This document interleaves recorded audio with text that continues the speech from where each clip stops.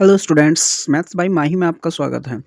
आज की ये वीडियो उन स्टूडेंट्स के लिए है जो दिल्ली पुलिस हेड कांस्टेबल की प्रिपरेशन कर रहे हैं। इस वीडियो के अंदर हमने एस्टिमेटेड बेस पर उन क्वेश्चनों का सॉल्यूशन किया है जो बहुत ज़्यादा रिपीट हो रहे हैं। तो चलिए इस तरह के क्वेश्चनों को सीखते हैं, लेकिन वीडियो को लास्ट तक देखना और वीडियो को स्किप किए बिना हमारे चैनल में कमेंट करना कि वीडियो आपको कैसी लगी। तो चलते हैं अपने फर्स्ट क्वेश्चन पर। दो संख्याओं का अनुपात 3:5 है, उनका योग 64 है, तो बड़ी संख्या क्या है? तो आप देख सकते हो कि जो संख्याओं का जो योग है वो 64 है, यानी कि 3:5 जो है इन दोनों का जोड़ कितना होगा? 8। तो सबसे पहले क्या करेंगे, इस 64 को क्या करेंगे, हम 8 से डिवाइड करेंगे। 64 डिवाइड बाई 8, तो 8 अट्ठे 64। अब सवाल में कहा गया है बड़ी संख्या ज्ञात करनी, तो बड़ी संख्या यहाँ पर 5 है, तो इसलिए 8 की 5 से गुना करेंगे तो 8 पंजे 40। तो इसलिए जो बड़ी संख्या होगी 40 होगी, यानी ऑप्शन सी करेक्ट होगा। चलते हैं क्वेश्चन नंबर 2 पर। क्वेश्चन 2 में लिखा है किसी वस्तु को 500 रुपये में खरीद कर 575 रुपये में बेचा गया, तो लाभ प्रतिशत कितना है? सबसे पहले आप देखना है सीपी कितना दिया हुआ है, आपको 500 रुपये दिया हुआ है, और एसपी कितना दिया हुआ है, एसपी दिया हुआ है 575 रुपये। अब प्रॉफिट निकालने के लिए फॉर्मूला होगा profit is equal to SP minus CP. SP की जो वैल्यू है वो है 575 और सीपी की जो वैल्यू है वो है 500। तो यदि हम 575 से 500 को घटाएंगे तो 75 रुपये हमारा प्रॉफिट होगा। सवाल में कहा गया है लाभ को प्रतिशत में बदलना, तो लाभ को प्रतिशत में बदलने के लिए क्या होगा, profit percentage is equal to, हम सबसे पहले क्या करेंगे, प्रॉफिट को मल्टीप्लाई करेंगे 100 से और इनटू करेंगे सीपी।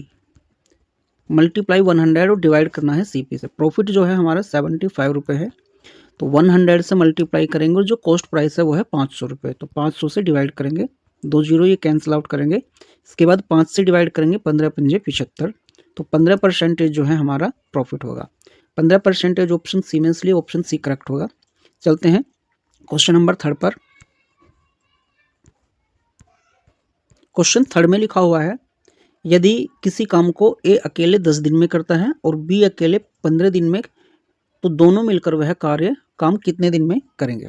तो सबसे पहले आपको देखना है ए के जो दिनों की संख्या है वो दी हुई है 10 और बी के दिनों की जो संख्या है वो दी हुई है 15। तो आपको ट्रिक क्या यूज करनी है, तो दोनों जब मिलकर के काम करेंगे तो ट्रिक होगी A B upon A plus B. तो जो ए है, ए की वैल्यू है 10 और बी की वैल्यू है 15, और अपॉन में लिखेंगे 10 प्लस 15। तो 10 गुना 15 जो होगा वो होगा 150, और 10 में यदि 15 को जोड़ते हैं तो टोटल होगा 25। अब 25 से 150 होगा, तो 6 दिन में क्या है, वे दोनों मिलकर के कार्य को करेंगे। अब ऑप्शन बी जो है करेक्ट होगा। चलते हैं क्वेश्चन नंबर 4 पर। क्वेश्चन 4 में लिखा है एक घन की भुजा 7 सेंटीमीटर है, उसका आयतन कितना होगा?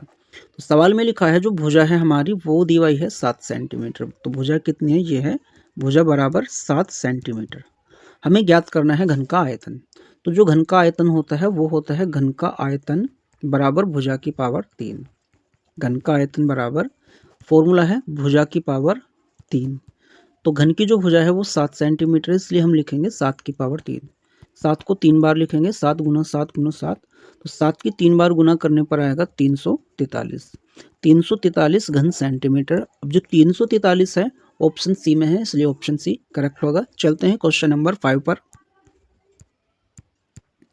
क्वेश्चन 5 में लिखा है एक घनाभ की लंबाई 10 सेंटीमीटर, चौड़ाई 7 सेंटीमीटर और ऊंचाई 6 सेंटीमीटर है, तो उसका आयतन कितना होगा?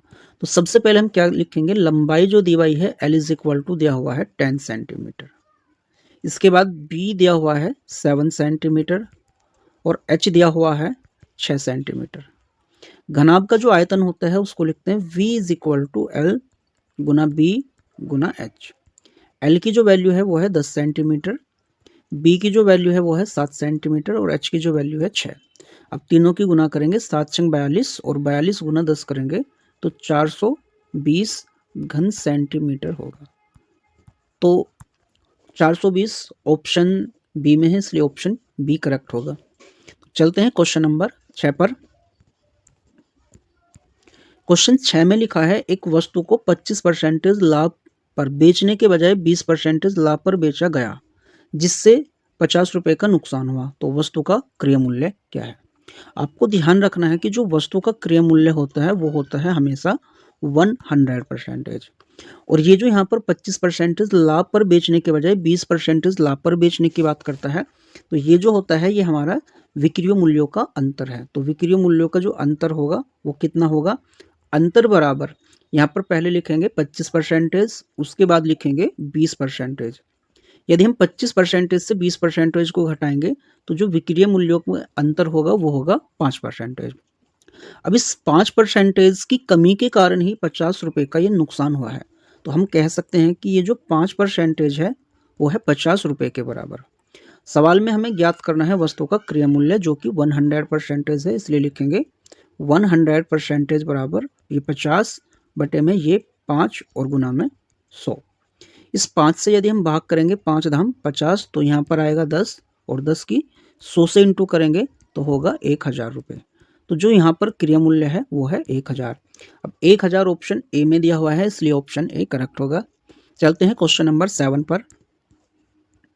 क्वेश्चन 7 में लिखा है एक दुकानदार किसी वस्तु को 10% हानि पर बेचता है। यदि क्रय मूल्य 500 रुपये है तो विक्रय मूल्य क्या होगा। तो सबसे पहले आपको देखना है कि जो क्रय मूल्य है वो कितना दिया है, ये दिया है 500। तो ये जो दी हुई है वो 100% की वैल्यू दी हुई है। तो 100% बराबर कितना है 500 रुपये के। जो हमारा सेलिंग प्राइस होगा वो कितना होगा, यदि 100 रुपये में से 10% की हानि हो गई है तो हमारे पास जो सेलिंग प्राइस होगा वो होगा 90%। अब 90% जो है हमें फाइंड करना है। तो 100% बराबर कितना है, ये है 500 रुपये के। अब हमें विक्रय मूल्य 90% की वैल्यू फाइंड करनी है। तो 90% इज इक्वल टू कितना होगा, 500 बटे में 100 और गुना 90। सबसे पहले ये 2 जीरो कैंसिल आउट करेंगे, इसके बाद ये 5 बचेगा और 5 की यदि हम 90 से गुना करेंगे तो 9 की और 5 की गुना होगी, 9 पंजे 45, ये जीरो एज इट लगाएंगे। तो यहाँ पर जो विक्रय मूल्य होगा वो 450 रुपये होगा। 450 ऑप्शन बी में, इसलिए ऑप्शन बी करेक्ट होगा। चलते हैं क्वेश्चन नंबर 8 पर। तो क्वेश्चन 8 में लिखा है दो संख्याओं का अंतर 12 है और उनका औसत 36 है, तो बड़ी संख्या क्या है।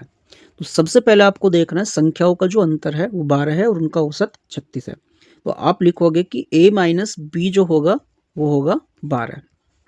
यदि संख्याओं का औसत जो है 36 दिया हुआ है तो इसका मतलब क्या है, 2 गुना 36 करेंगे तो दोनों संख्याओं का जोड़ होगा 72।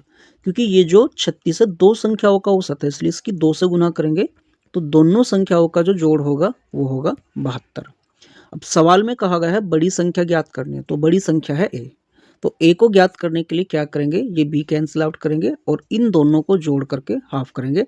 तो 12 प्लस 72 कितना होगा, ये हो जाएगा 84 और 84 को a और a ये 2a होंगे, 2 से भाग करेंगे तो होगा 42। तो जो यहाँ पर बड़ी संख्या होगी वो 42 होगी। 42 ऑप्शन ए में है, इसलिए ऑप्शन ए करेक्ट होगा। चलते हैं क्वेश्चन नंबर 9 पर। क्वेश्चन 9 में लिखा है एक व्यक्ति 6000 रुपये को 5% वार्षिक दर से 2 वर्ष के लिए उधार देता है, साधारण ब्याज कितना होगा। तो आप हमेशा ध्यान रखना, अगर जो ब्याज की दर दी हुई है और जो समय दिया हुआ है, हम सबसे पहले ये देखते हैं कि 5% 1 साल के लिए है और फिर दूसरे साल के लिए 5% होगा। तो टोटल जो ब्याज दिया जाएगा 2 साल में वो 10% दिया जाएगा।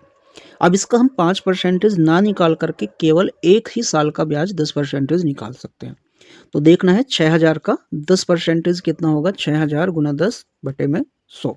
इस जीरो से जीरो को कैंसिल करेंगे और इस जीरो से इस जीरो को कैंसिल आउट करेंगे, तो जो वैल्यू होगी वो होगी 600 रुपये।